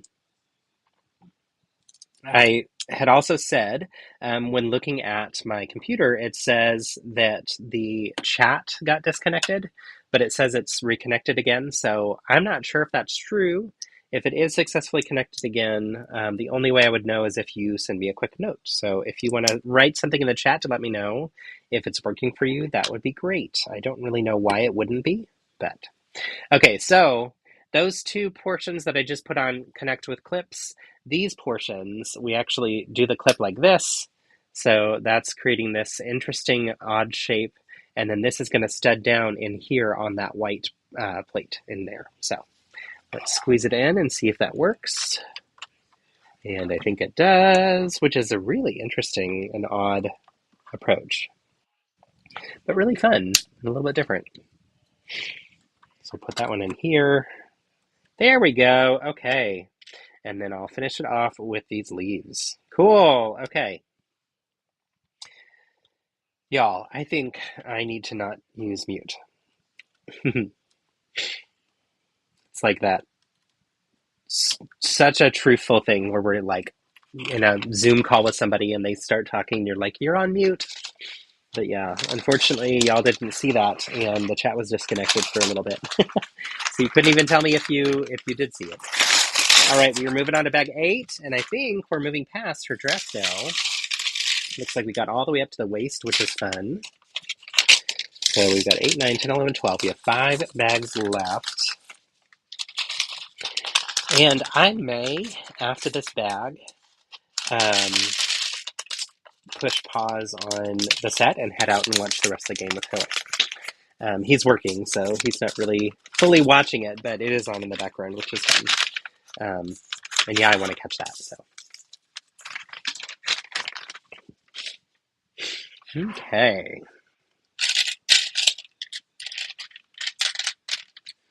So we'll continue here for a little bit.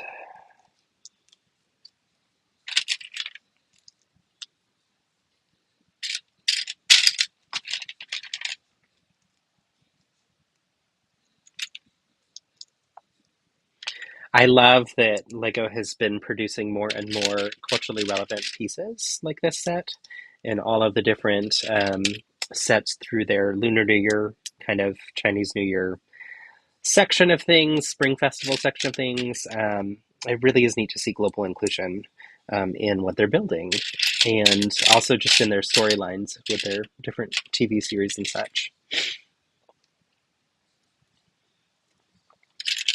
All right, let's see.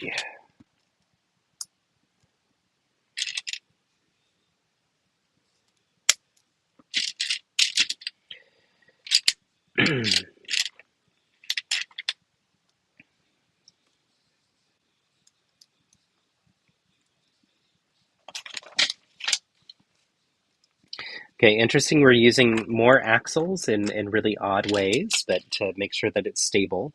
So also, again, stuff that I don't normally do a lot of with my builds. And so nice to see the use of Technic pieces for stability used in ways that I'm just not as familiar with, or that I just haven't had as much experience with. So one of the things that's been really fun about building like the larger mechs and stuff, like the Mechatron leader from Fortnite, has been kind of seeing and understanding how LEGO approaches some of that kind of stuff. So yeah.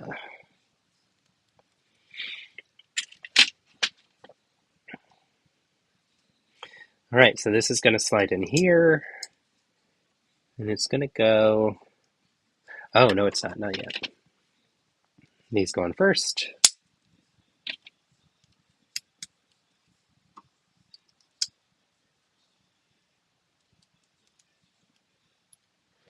All right, this will go. All right, so this is going to go in here.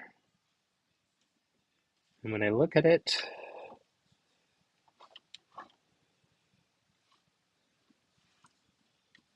it'll go like so.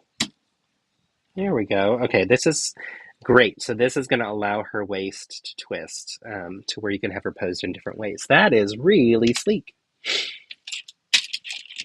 Nice.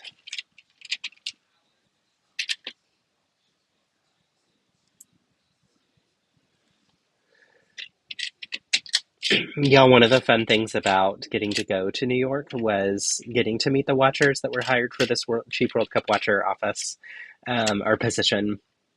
They are both really, really wonderful guys, and they've done such a good job with this really remarkable and weird experience. And it was just really fun to watch.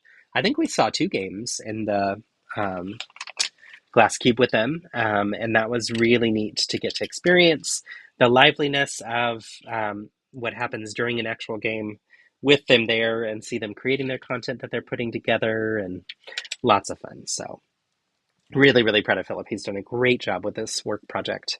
But it was also just neat to see both to see Philip in action with the type of work that he gets to do, and then also just to meet the guys. They're really, really wonderful. So I feel like I have new friends, which is great.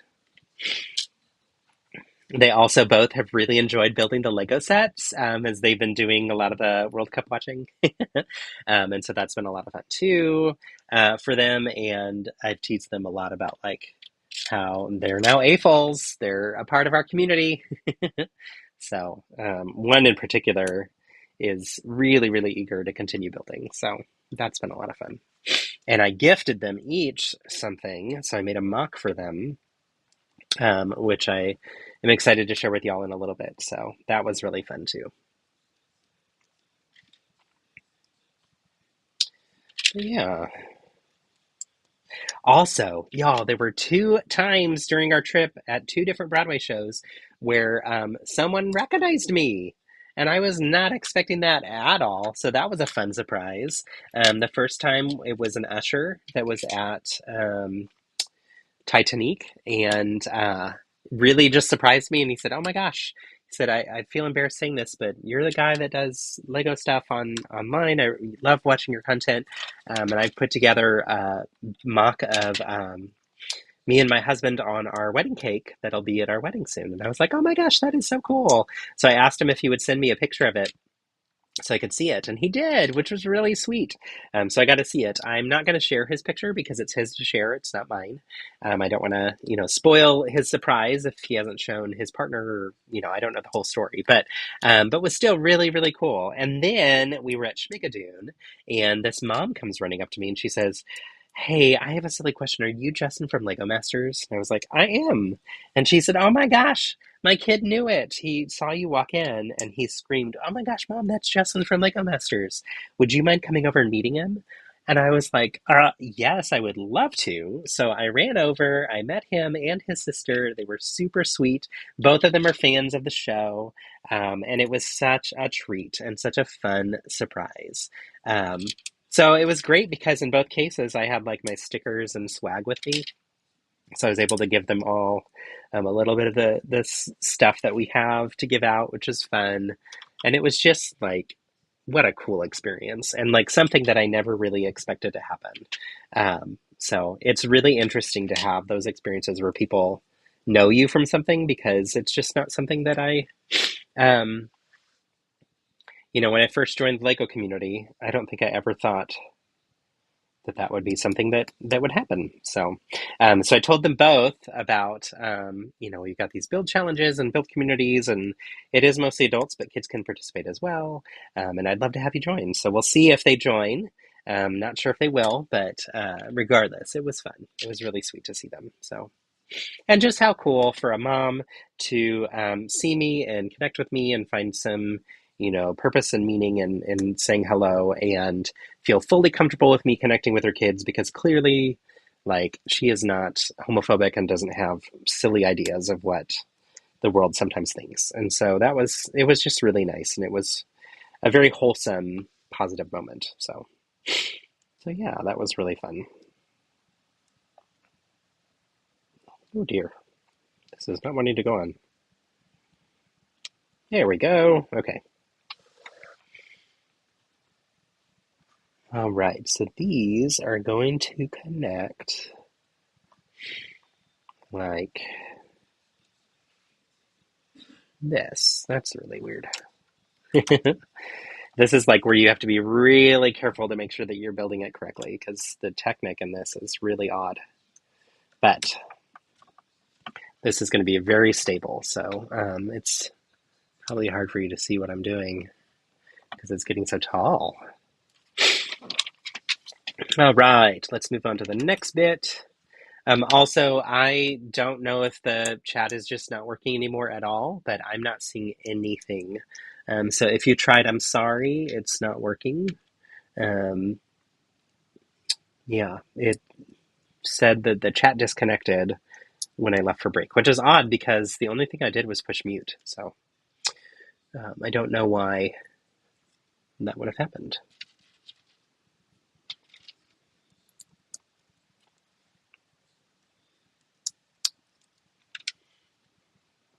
All right, this is fun too. It's a different style or a different approach right now too. Like the building, um, the design for what I'm building in this moment is a little unique and different than what I did earlier with the dress. So I'm liking this part a little bit more because it's a little more variety. It's like basically the kind of the bustle for her. Um, Bustle, is that the right word? I don't know. Okay, there we go. It's like basically where her torso is. This is gonna go here. So that'll go on the front right there. All right. And then continuing on that side, I'm going to be putting on some jumper plates.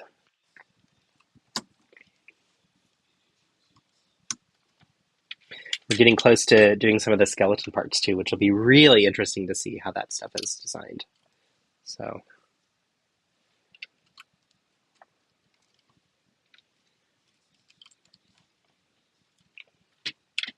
all right.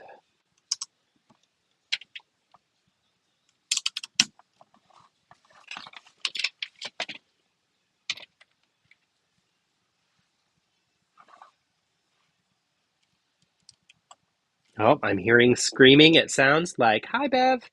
Oh, good. The chat's working again. Thank you for saying hi. I wasn't sure if it was working.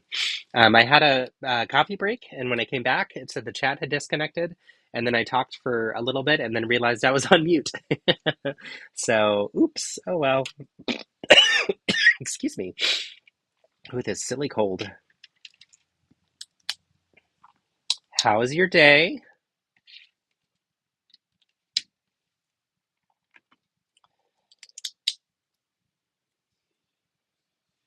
Right, this will go here and here. All right. That's cool. It's looking really good. Hello, Missy. Right, on to bag 9.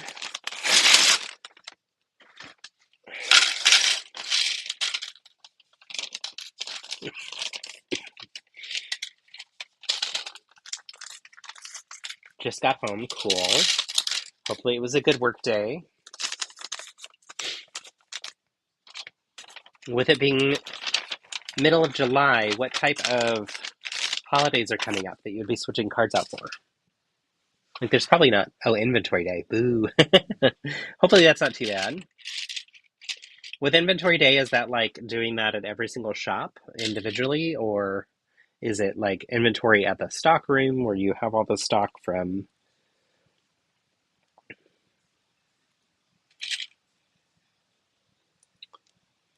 or the stock that like you'll bring to the different places rather. Sorry, I got distracted because I'm hearing the game on in the background, and I am excited to know the score because it sounds like something just happened. I'll be joining Philip in just a few minutes, I think, to watch the rest of the game.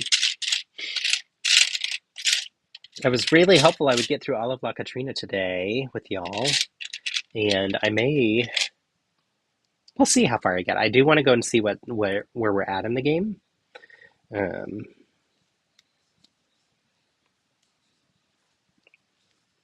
and that'll help determine. Fall cards coming soon. Yay, fall. I don't know if we ever talked about this, but I used to do paper crafting where um, I would do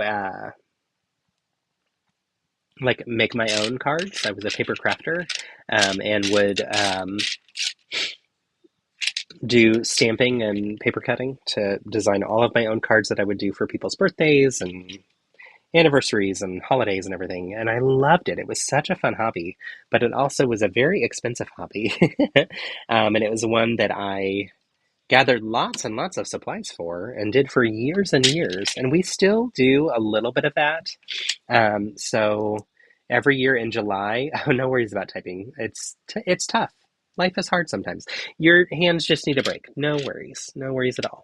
Um, but yeah, we still do holiday cards that we send out to like friends over time and mostly to family and stuff. And so we typically spend a weekend in July doing Christmas in July where we turn the AC up really low and make it cold in the house and wear sweaters and drink hot cocoa and watch cheesy holiday movies and start to work on our card designs for the next year. So that should be coming up soon.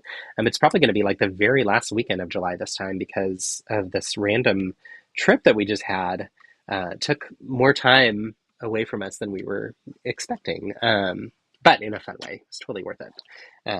But yeah, so I love. I used to love sending cards to people all the time. I kind of got out of the habit of doing that regularly for all different types of things, but we still do our holiday cards. So we have a list of stores that need to be counted each month. Okay, wow, yeah. Inventory one store today. Count all of our products in that store. Wow. Oh, fun! Your niece makes cards too. I love that.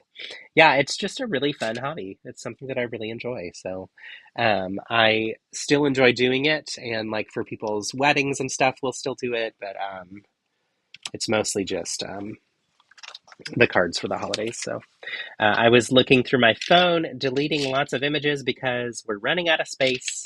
And when I was going through, I saw all these different screen grabs that I had of card ideas. And I forgot I had those. And so that actually got me in the mood to make some cards soon. So it was perfect timing, given that we're about to have our Christmas and July weekend sometime soon. So, all right, we are making the rib cage. This is so fun. This is a part I was really looking forward to, seeing how we're doing it. So we're using a lot of those rounded plates where it's like rounded on the edges, and then we're putting these little pieces on that have both of the bars on both sides. Now we're going to attach some white bananas. Yay, white bananas! That's really fun. So we have white bananas that are going to go in some of this part, and then you put them on here with one of these little um, things that has the rod on the side, and then we clip on a robot arm clip, and then that clips on here like so. So it'll look a little bit like that. And we do that 4 times.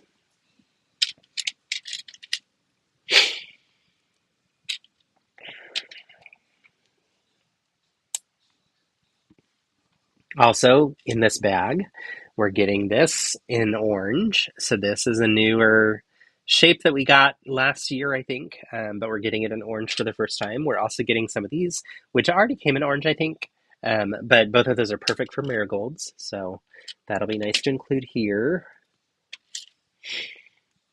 This is really going to be a beautiful build. I'm loving how it's coming together.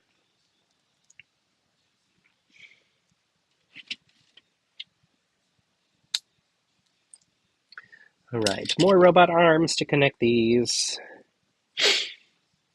And then we'll clip them over.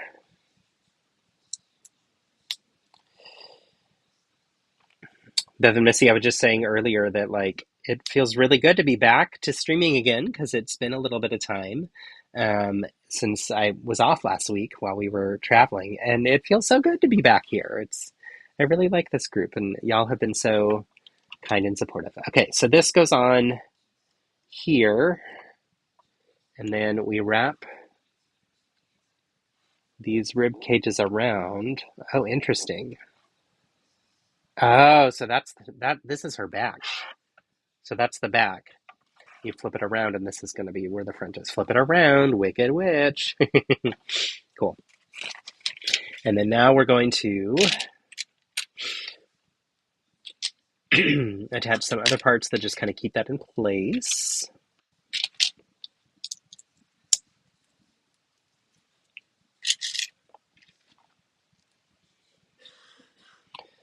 All right, so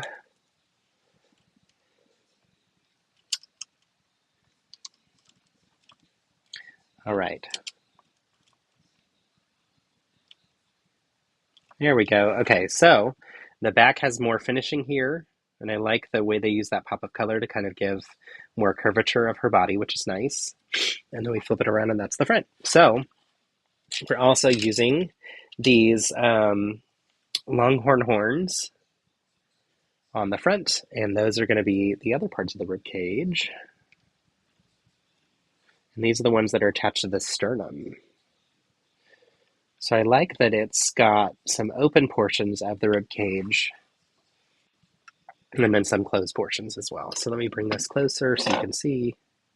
Yeah, that's pretty cool. Nice. Good job, Lego. All right, let's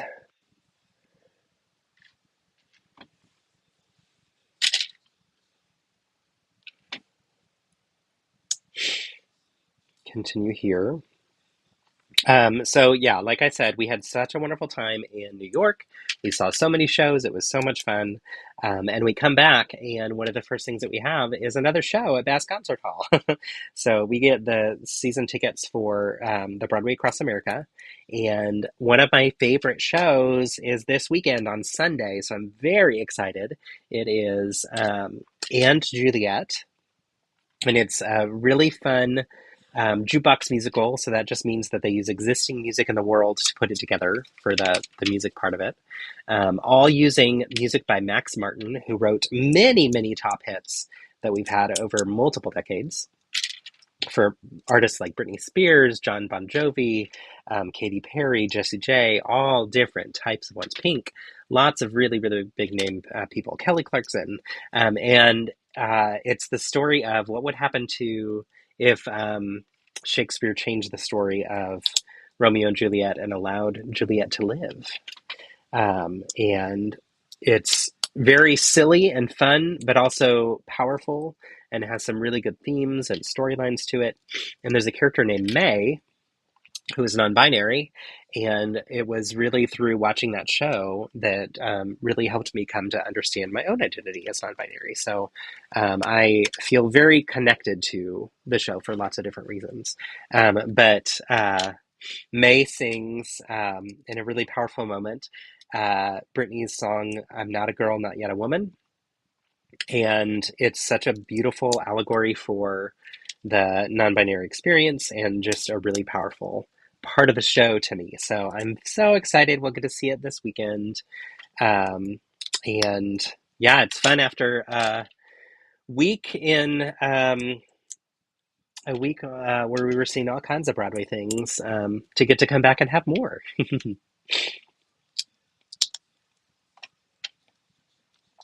Okay, let's see.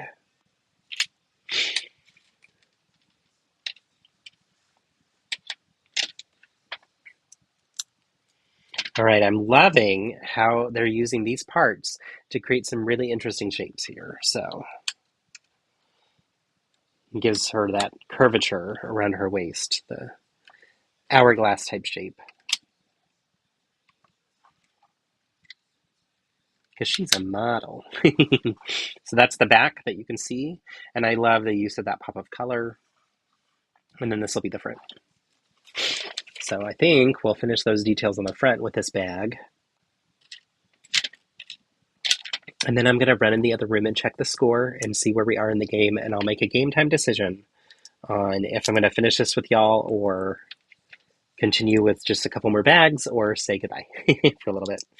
I don't know if any of you are free tonight, but we are going to continue our LEGO Masters rewatch parties. This evening, it'll be with our friends Sage and Ian, and they will be chatting with us about the Is It Brick Challenge, which is so much fun. I really, really loved getting to know them both through the experience of being on the show together, and am so excited to get to chat with them tonight. They are great people. And as we talked about earlier in the thread, it's a really, or earlier in the live stream, it's a really great opportunity to chat with and celebrate Ian because he just got his Jumanji set approved through LEGO Ideas. So really, really proud of him and really excited for him. Well-deserved honor, and he is an excellent builder, particularly at that 1-to-1 scale, which is also partly why I'm very excited to talk with them tonight about the Is It Brick Challenge, because that is their bread and butter for sure. So, all right, almost finished with this portion. Let's see here. Okay, interesting. So, that's the front of her kind of collar and everything. And this will go on here. Let's see. Yeah, just like so. Okay, that's really beautiful. Let me put it where you can see it better. But really nice hourglass figure right there with the waist. I like that she can twist and turn a little bit too. So, how was the heat? It was hot. It was really, really rough. We enjoyed being in the city, but oh my goodness, it was miserable for the heat. The first day I wore jeans because I knew that I was going to be in a Broadway show, and the shows tend to be really cold with air conditioning, and I get cold very easily. And I was completely drenched. My whole body was soaking wet, and I felt disgusting and was not very happy. And so then the next day, I wore shorts. And there was one day when it rained when I wore my jeans again, but all the rest of the time I was wearing shorts and changing multiple times throughout the day because it was so hot. So that was a surprise. I wasn't expecting that. I also did not do my research ahead of time, which is not like me. To know what to expect of the weather. For some reason, I just pretended like it was all good, but no. So, let's see. Yeah, I like the fringe on her dress. Yes, it's so pretty. It's so, so pretty. We are helping Ben with the flowers for the flower wall for Brick Rodeo, so we will watch later. Nice, good stuff. I hope that is fun tonight. So, that should be a good time. Okay, these are so pretty. Oh my gosh, I love that. Y'all, look at her little flowers here. The floral detail at her waist. That's really, really cool. And it looks great overlapping those two type of flower pieces. All right. That finishes bag 9. I'm going to run and see the score of the game and see where we're at, and then I'll come back and let you know if I'm going to continue or push pause.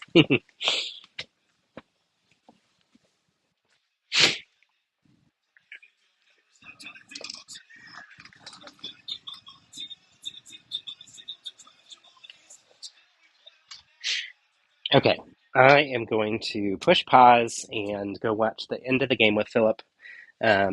England has 1 point. Argentina has 0. Makes me sad, but that's okay. It's not that big of a deal. I'm just enjoying getting to support one team. But yeah, I will finish this and I'll share some pictures and everything with y'all after it's done. Thank you for joining, even if for a little bit in your afternoon, or for those who joined at the beginning. It's good to see y'all and chat with y'all. I'll be live again shortly at 7:30 for that time with our LEGO Masters rewatch. And yeah, otherwise, I'll see y'all again soon.